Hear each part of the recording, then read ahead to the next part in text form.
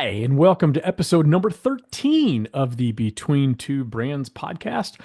I am still your host, Bill Petrie, still keeping the job. So hopefully that means I'm doing a good job. And I want to thank each and every one of you for coming on this little journey with me.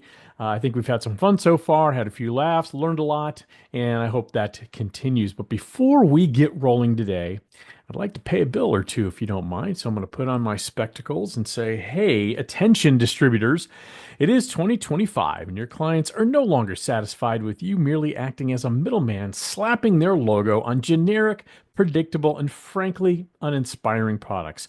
What they're demanding is something a little bit more. Merchandise that feels thoughtfully curated for their unique brand.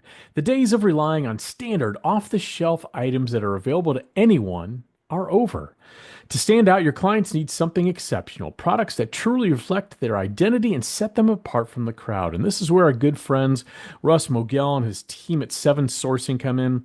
With over 30 years of direct custom merchandise sourcing, they are the clear leaders in that space. Here's just a couple reasons why you need to partner with Seven Sourcing on your custom merch sourcing. Establish relationships with vetted and trusted factories. They ensure all merchandise passes a rigorous quality control check by an accredited third-party partner. They comply with and frequently exceed industry standards, manufacturing requirements, and product safety regulations, and they manage every aspect of logistics and communicate through every step of the process. In other words, due to their expertise, they know how to deliver bespoke merchandise that will position you as the distributor, the hero in the eyes of your client. And they'll do this while also steering clear of the common pitfalls that come with managing it on your own, and there are quite a few. To be clear, of course, it takes a little bit more time, typically between 75 and 90 days, and it takes that time to design, develop, and deliver truly unique and original merchandise. But isn't that extra planning worth it to craft exceptional products that foster lasting loyalty?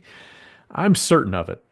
So when you're ready to elevate yourself from just a promotional products distributor to a true partner that delivers exactly what your clients crave, unique custom branded merchandise designed specifically for them, reach out to Russ and his team at sales@sevensourcing.com.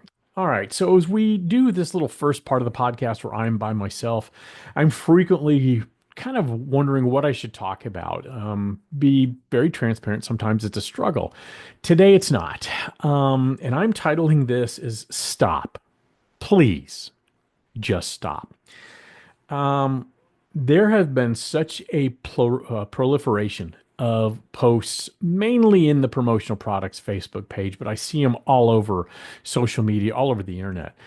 I didn't realize that everyone was an expert on tariffs. Had no idea that we had so many people who studied economics and tariffs, and they're an expert, whether you're for the tariffs, whether you're against them. And I'm not suggesting I'm one way or the other at this point. Here are some of the posts that I've seen over the past few weeks, actually, last 4 or 5 days.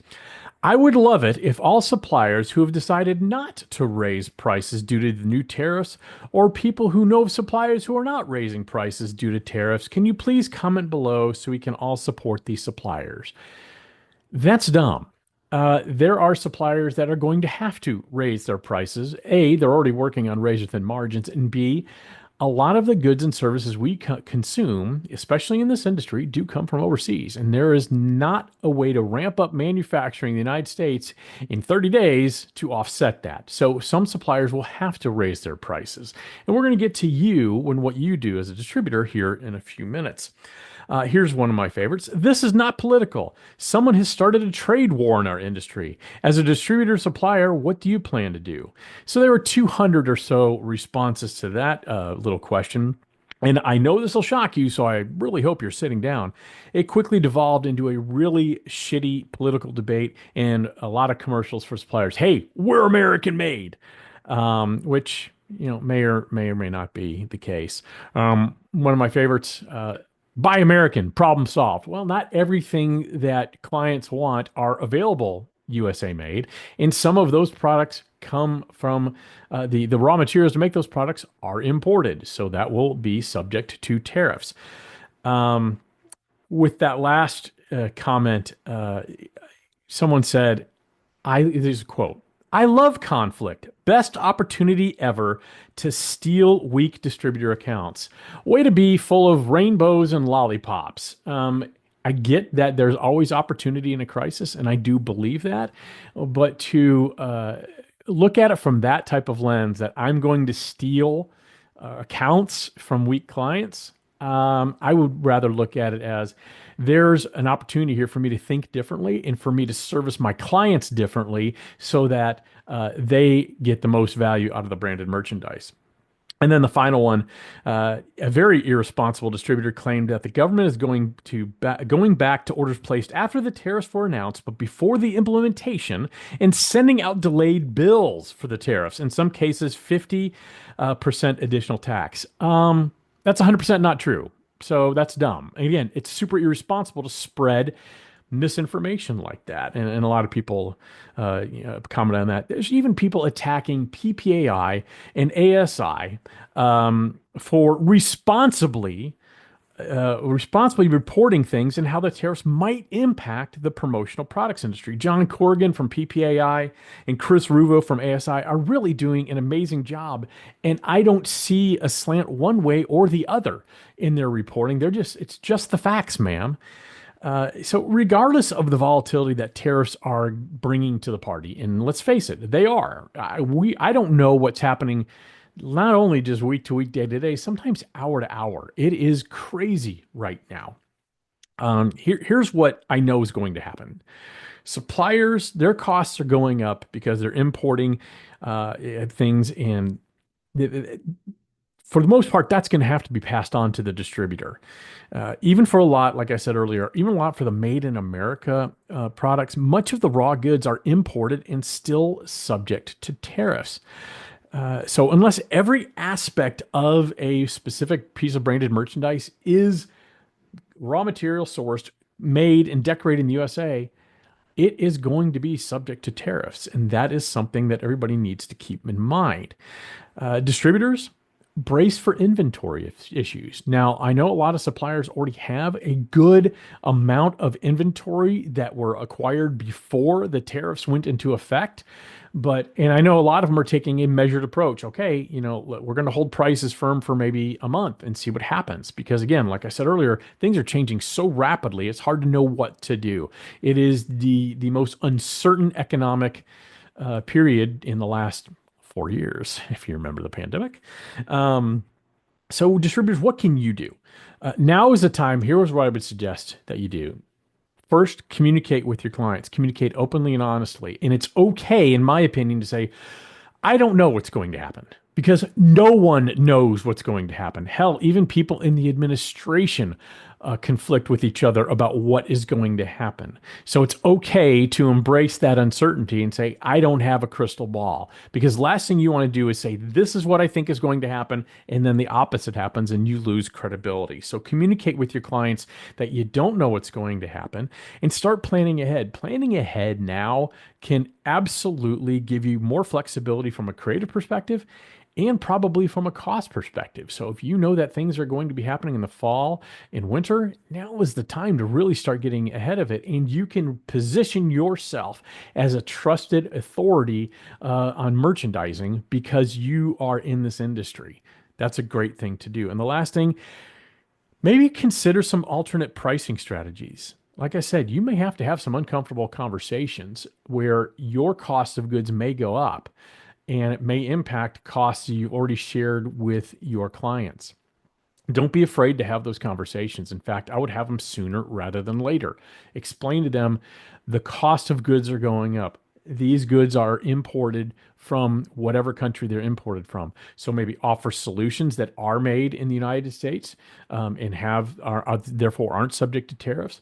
Maybe alternatives that are subject to less tariffs from different countries. Again, it's making sure you're aware. So follow everything that PPAI is putting out and everything that ASI is putting out and inform yourself. Think about your clients, what their tolerance is for pricing increases, and understand what the pressures they're facing due to tariffs, considering what they do if they're in manufacturing or something like that. Here's the last thing I want to share with you. I referenced a couple minutes ago, we're in the most volatile uncertain economic time since the pandemic. And sometimes that feels like distant history, and sometimes it feels like we just got out of it. In the pandemic, the one of the best things, especially our industry excelled in, every single one of us learned how to pivot, to be entrepreneurial, and to completely understand how to add value in every single way we could. We need to do the same now. We have those capabilities. So while I know this is not what anybody wants, nobody wants to ride this wave up and down of uncertainty and not knowing what's going to happen.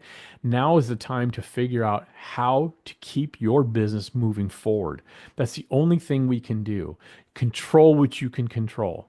We can't control what the current administration is going to do or not do in terms of tariff implementation. We can't control how countries that are being subject to tariffs are going to put reciprocal tariffs on the United States. Can't control any of that. What you can control is how you view your business, how you communicate with your clients, how you work with your supplier partners and understand the pressures they're facing and the impact that's going to have either positively or negatively on what you are doing. So control what you can control, be entrepreneurial, be creative, learn how to pivot and make sure you're continually adding value to your clients because in a crisis, there's always an opportunity and it's an opportunity to prove your worth to your clients and create that stickiness we all crave. All right, so a little bit of a little serious merchatorial this morning. Sometimes we have to talk about those things, but here's something else I'd like to talk about. Hey, do you know what season it is? Yes, it's certainly spring, but that's right, it's also business valuation season. Now, perhaps you don't know what your company is worth. Maybe it's been more than a few years since their last valuation, and you need to do benchmark to see if your company is increasing in value. Heck, you might want to even see if it's time to sell your business. Now, regardless of the reason, Jamie Watson and the experts over at Certified Marketing Consultants have extensive research. No, they do a lot of research, but they have extensive experience, is the word I was looking for, in the world of branded merchandise and the factual knowledge necessary to provide a fact based valuation for you and your business. Simply email them at info@certifiedmarketing.com today for a confidential discussion, and you won't be sorry we did. All right, let's go ahead and get to our amazing guest today. And today's guest needs absolutely zero introduction, but I feel obligated to not only waste her time and my time, but your time as well. Hey, so today's guest is an animal loving, tree hugging mom of three with a degree in teen slang from Mom University. No cap. She has been in the industry for 21 years now as the Chief Excitement Officer at Taco Bout Pins, where they focus on pins designed to drive home meaningful message with sustainable packaging. Hey, here's a fun fact about our guest. She received the SAGNY 2008 Committee Volunteer of the Year Award for the Next Generation Committee. And that's a committee she started along with the current SAGNY Executive Director, the one and only John Cudahy. I don't know, this might sound sus. When she's not working, she is usually at the softball fields watching two of her three girls play or volunteering behind the concession stand. During her free time, she enjoys spending time with her family, including their fur and not so fur babies. Please join me in welcoming the one and the only, the lovely and talented Hillary Morris. Hillary, thank you Hi, so much Brian. for taking time to taco it up and wear your Napoleon taco hat and join us today. Yes, I don't know who else I would be if I didn't show up wearing some type of extravagant. I would be exceptionally disappointed if there was not some sort of taco situation on in terms of your apparel or headwear today. So you did not disappoint. Thank you. Thank you. All Thank right. you. Okay. You know how this works. You might have a topic or two you'd like to discuss with me, but then I have some five very easy, very simple questions that you have not seen that we are going to, so we can get to know you a little bit better. Got it. Okay. It's What very do you got? exciting. I'm going to give you a choice. I have two topics. Okay. One of them we could play a little game, and the Okay. other one is a conversation about something you are very well versed in. So you get to show off your knowledge. Or is there I'm a gonna let you spin? pick. You pick. Dealer's choice. Okay, we'll start off with the knowledge first, and then we'll end with the fun little game. Okay, Sounds so dandy. great. You are very familiar with rebranding. The Damn. cost and the time involved for rebranding Y- is not for the weak. It is Nope. a very big project to take on. I Yeah. understand that a lot of companies do it because they have to, but there Hmm. are also, as you know, a lot of companies that do it because they want to. Hmm. However, that can create a lot of backlash. Your consumers, your customers can feel disconnected. They can feel like you are abandoning them. So there are times when it's a good idea, but I want to talk about some times where it was a really bad idea. Hmm. And pick your brain on these. So the first one is Okay. Tropicana. In Yeah. 2009, Tropicana rebranded and got rid of their iconic orange and the straw and changed their packaging to have the glass with the orange, and their consumers were angry. It was Hmm. generic.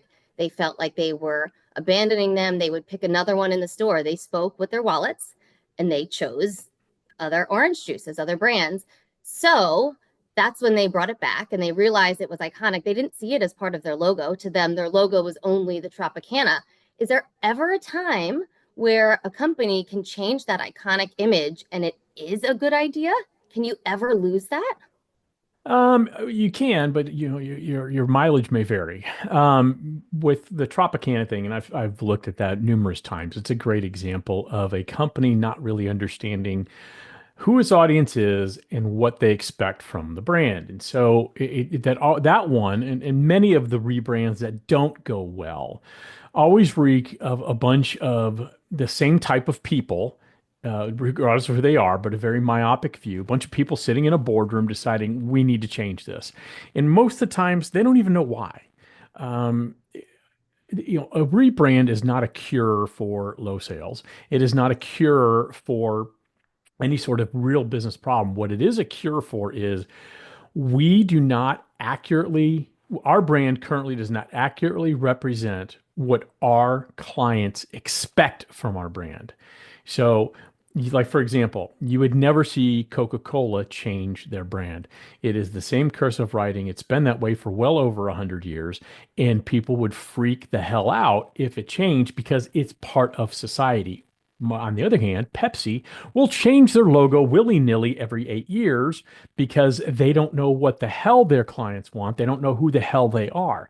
And that's a great parallel, those two. Now, one interesting part is Tropicana, I think at the time, was owned by Coca-Cola. Yep, So, as a sub brand of one of those iconic brands, they didn't get that one right. they didn't. And when they changed their packaging later and went to plastic, of course they kept everything, but they got consumer feedback before they made their changes. So it seems like they did learn their lesson moving forward about changing anything. Um, Yeah. Oh, I thought that you have to get a sampling of your target audience. And again, the first thing is, okay, why do I want a rebrand? Is it because I'm tired of it? Or, which is a lot of the time, which is okay, but understand it's not going to be this big cure-all for everything. But understand if your brand, and brand is not just a logo, if your brand in the way you communicate, in the way the experience feels, if it's not communicating the absolute wants and desires of your target audience, that's when it's time to rebrand. and just to be clear, Bill does not know what my next company one was, but you just walked yourself right into it. Also in 2009, Radio Shack Yep. rebranded logo only, name only as The Shack. And they Yeah. wanted to connect with a younger base, but e-commerce was booming and they didn't integrate that well into their No. business model at all. So they No. abandoned their current base. They didn't gain their new base because they rebranded in name only. But again, Hmm. it's that big task. It's not for the weak. What are some good examples, if you can think of any, where companies have completely rebranded their image, their logo, their business model? That's hard. It is. I think there's not one that comes to mind because for me, I tend to gravitate to those brands that really understand who they are and how any change might impact. So I lean towards like a brand like Nike that really understands who they are and who their target audience is. I lean towards the Coca-Colas, the Harley Davidsons, the Jack Daniels, the ones that really get it. The ones that always puzzle me are ones like you said, Radio Shack going to the Shack, which sounds like a really low rent college bar, or Dunkin' Donuts rebranding as Dunkin', which I think is just stupid. I don't get it. What do you gain? Again, what do you get by changing your name. I understand if oh, here's one. Here's one I think that's good. To answer I'm going to go back. I was thinking while I was talking, which I do. Do it. I think Xfinity or Comcast has done a pretty good job of rebranding as Xfinity. Now, I am very quick to make fun of Comcast. If you want a good giggle, go ahead and Google customer service fails for Comcast. It's pretty epic. But they Okay. had a very well-earned reputation of being the worst customer service company in the United States. And it was, like I said, well earned. They rebranded about 10 years ago as Xfinity. And I used to joke at the time, it's going to take about 10 years for the stink of Comcast to wear off. And it finally, I think, has for the most part. So I think Comcast, understanding that their brand was so damaged by the public outcry of horrible customer service, they rebranded to Xfinity, which is a made up word. I have no idea what it means. Nobody else does either. And that's probably the point. I don't think a lot of people younger than me, I don't think you or maybe people younger than you think about Comcast equating to Xfinity. So I think there's a good example where they've completely changed their brand to hopefully erase some really bad customer service. But I tend to gravitate toward those brands that get it, that really understand who they are, and just as important, maybe more importantly, who their target audience is and what they want from them. Yeah. Um, Good call on the Xfinity because as you were talking, I was like, oh my God, they they are Comcast. I don't even Hmm. associate them together ever at all. Yeah. So kudos. You see, I said you were very knowledgeable and you would get to show off your skills. There's just a little spin to it. I would like to show off my skills. Unfortunately, they're not skills with a Z, which I'm always striving for. Maybe one day. Who could possibly say? I wish we Got knew. I mad wish we skills, knew. bruh. It's not Mad bro skills, anymore. It's yo. bruh now too. No. So Yeah. so much. That sounds sus. It does. It does. Okay, next topic. Little Yes. game. We're gonna play a Game. I fun love little game. games. Okay. Everyone else can play along. I want everyone else Oh, to excellent. play along with me. I'm gonna hold two pieces Okay. up and I want you to tell me which one you like more, you gravitate to more, which Okay. one take out the glasses. I like the degree one better This than one? the. For people Okay. listening at home, I'm going to describe the pictures. So show those again Oh, real quick. sorry, my bad, my One bad. I one forget about one is that. one is a degree roll on or antiperspirant. The other one is some weird free form, some sort of nature bullshit that I don't like the packaging. Factual. That's exactly what we're looking at here. All right, have two Dove brands. One is in a white bottle. It looks like soap. One is in a black bottle. Again, Dove I equate with white. It's a clean, pure look, so I go with the white bottle over the black angry bottle. Okay. All right. We're doing great. We got two more. Bill's Yeah, doing great. I feel like I'm walking into Kirby territory here. All right, so there is a Yeti mug, like a sea handle mug, and then a traditional white ceramic sea handle mug. I go for the Yeti on that one, not because I like Yeti. I don't really give two craps about Yeti, but I like that style of mug. In fact, I could show a similar one right here with my Brand of Eight logo on it. So yes, Cheers. It looks so nice on the white.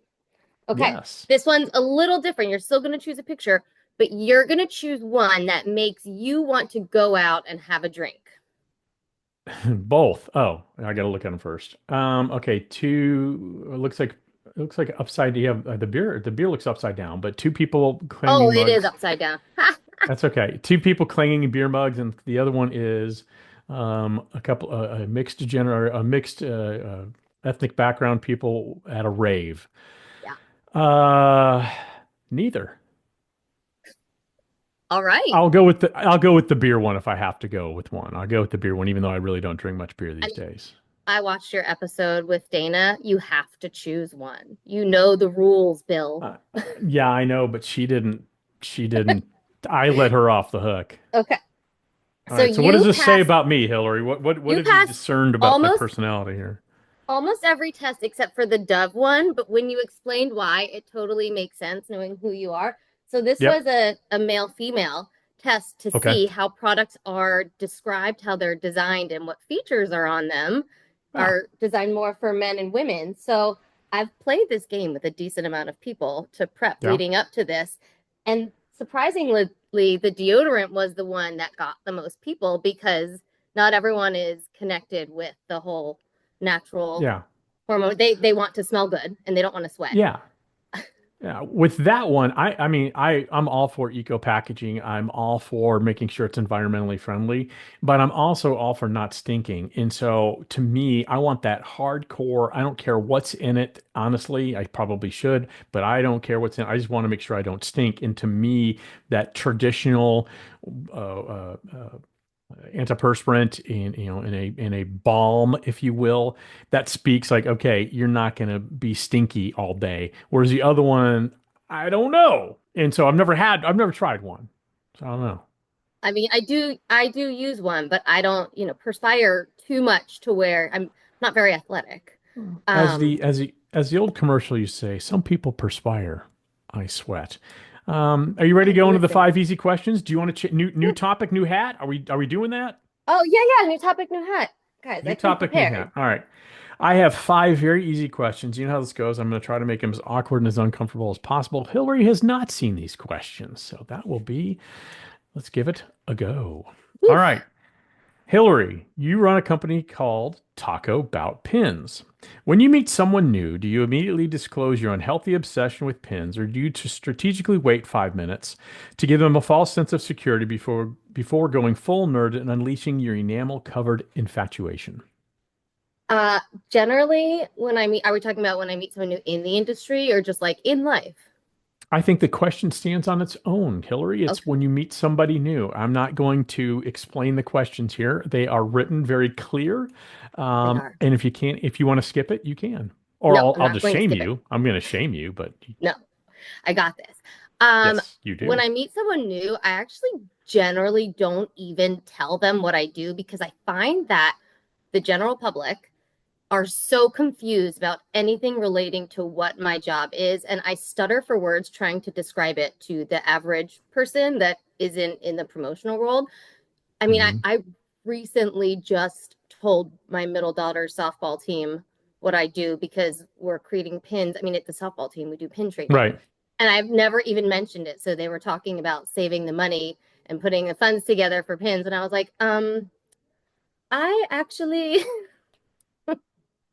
Yeah. so It's always a struggle when people in our industry try to explain it to people outside the industry. And usually people will say, even if they're suppliers, well, we put a logo on like hats, in pins, in pens, and mugs, and pencils, and things like that. And what I came up with is I help companies like A and B move their target audience to action through the unique use of branded merchandise experiences. So I've drilled that into my head so many times.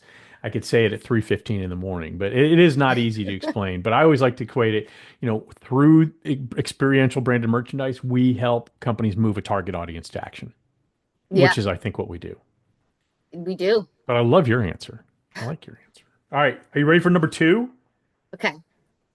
As someone who has a penchant for wearing a complete taco costume at industry events, as witnessed by your hat right now, have you ever thought what your husband and children tell people when they ask when people ask them what you do for a living? Do you think they just tell people that you've opened some sort of new Tex-Mex restaurant and is trying to drive traffic there? I just I clearly embarrass my family. When I prepare for stuff like that, like singing and dancing, I do require an audience. I don't like to Hmm. just show up and see how it goes. So I can imagine some of their conversations are very, very confusing. I when I prepared for my big event on the cruise in a hotel lobby at a softball tournament, I got up on the couch with a microphone because we have that for the tournament and performed. So I think people just see it on its own and they have no idea that has anything to do with pins at all. Well, I Nobody got to knows tell it. you, if you don't know Hillary, she is a walking life of the party, and I mean that in the best sense of that phrase. She lights up any room she walks into. She's so effervescent, so fun, and just kind of willing to just be herself. It's really, really awesome, admirable, and just frankly fantastic. So I love Thank that. you. Hey, Hillary, I think that's your name. You've made some very personal pins to represent both people and companies in the promotional products industry. Which one is the one you love the most, and why is it the Brand of 8 pin? I love you so much.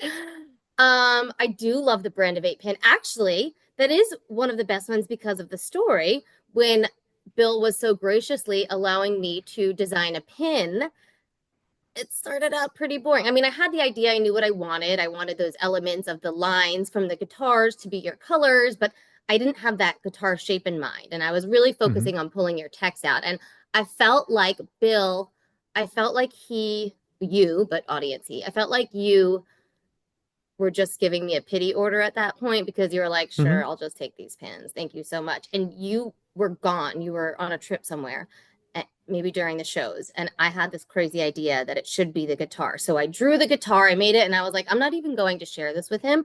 I'm just going to make the sample and pray that he loves it. So it actually is one of my favorite ones because I took my own creative liberty without even asking you and was just like, here, love it.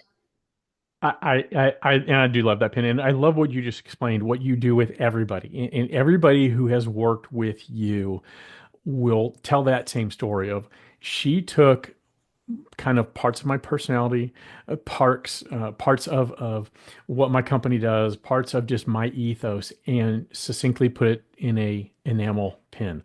And you've done that time and again with people who you met on the cruise, with customers, with you do that so well. I think better than anybody else in the industry. So, Thank quick you. shout out to you and your team and just the Thank you. care you take there. Thank you. Absolutely. Well, just a Okay. little trail on that, just quickly. Yeah. It's hard. I want everyone to love what they get. When I have something, I want to love it. So it's just hard for my Yeah. brain to accept something that isn't, you know. Well, you definitely put your care and passion into it, and that shows, and all the Thank way you. down to the packaging, which I know is very important to you. Hey, you've been on two sailings of the promo cruise. Number one, the inaugural promo cruise, and three, both of which went to Nassau. On the third one, you were adamant that you needed to sing some karaoke. In fact, you sang a lyrically rewritten version of Ice Ice Baby, complete with lyrics about promo cruise people and everybody in the room. Is your goal to entertain, or are you just quietly testing how much embarrassment your friends can take in public? I did I did do some entertaining and that was fun. And I don't know. My goal is just I feel like I'm finally at that point and place in my life where I'm really happy with who I am and where I am and the people around me. And it's just easy to just be fun at this point, you know? Yeah. It might be And you embarrassing to do. some, I'm sure, but No, I like it. it's fun and it was great. And it was, I mean, you were so into it. And I think the most impressive part for me, didn't have a lyric sheet in front of you. It was all memorized. And, I am certainly not a giant rap fan. I respect it. I respect it when people can remember all those words and make it rhyme, and you did it. You nailed it. It was fantastic. Thank you. I also had Taylor Swift. I had two. Yeah, I may have been at the bar for that one. Maybe. I don't know. Who could You possibly were at say? the bar for part of it. You were sitting in your seat for the beginning, and then I saw you at the bar for part of it. I was watching. Well, that is not an indictment of your singing talent or your lyric writing talent. That was just an indictment of my thirst level at that particular time and place. But I did Ice Hey, Ice Baby, and I tried to get the audience to sing, and I ran around to get excitement, and I you brought it did. right up to Jenny Olson, and she was like, Yeah, you were you I don't I think if there were two people in the room, the same amount of energy you would have brought if there was 2,000 people in the room. And I love that. That was fantastic.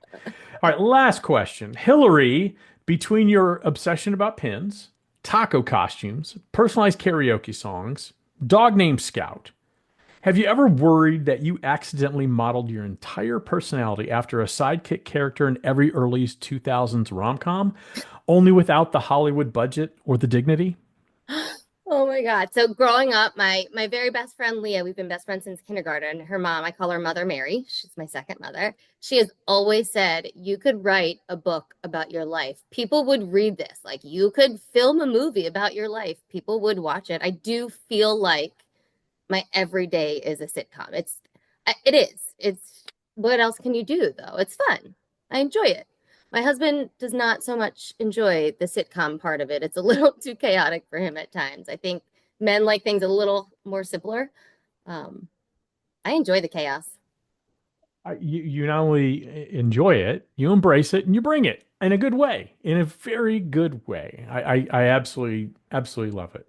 Absolutely love it. That Thank was my you. question. That's it. Do you feel like people have gotten to know you a little bit better today? Yeah, I like this. Excellent. That I was really nervous about the questions because Yeah. I didn't want to know what they were and I just wanted to be able to have this conversation. So I was really sweating this. Well, I didn't want to know what they were either. Sandy wrote them, and so I had no idea what they were until I just read them. But I tell you what, I do have an idea of, hey, I know what distributors want in 2025. They don't want you acting as a middleman, Mr. and Mrs. Distributor. They want truly unique, bespoke merchandise. And that's where our friends Seven Sourcing come in. They handle with a breeze overseas, custom overseas sourcing. They take care of everything for you. They take care of, they have established relationships that are fully vetted. They ensure all the merchandise passes rigorous quality control tests. They comply and frequently exceed every single industry standard, manufacturing requirement, and product safety regulations. Basically, they manage every single part of those logistics. So you don't have to, and you're not going to fall into the pitfalls if you try to do it yourself. Does it take a little bit longer? Heck yeah, it does. It takes about 75 to 90 days, but that is worth it when you want to take something of an idea and build it into something truly iconic for your clients. So hit Russ up over at sales at sevensourcing.com. You're not going to be sorry you did. Hillary Morris, the queen of all things taco, thank you so much for being part of this little experiment I'm doing. I hope you had a good time, and maybe you'd even come back if you would entertain. Can we find an enchilada costume for you? Maybe a fajita festival? Yes, What do we yes. And I was your lucky 13. So if I come back, it's got to be another, we got to stick with that. luck little known fact, 13 actually is my favorite number. It is my lucky number. That is the truth. Little known Scary. Bill fun fact. Yeah, very scary, very scary. Well, Hillary, thank you again so much. And we'll see you next time on Between Two Brands. Thank you for having me.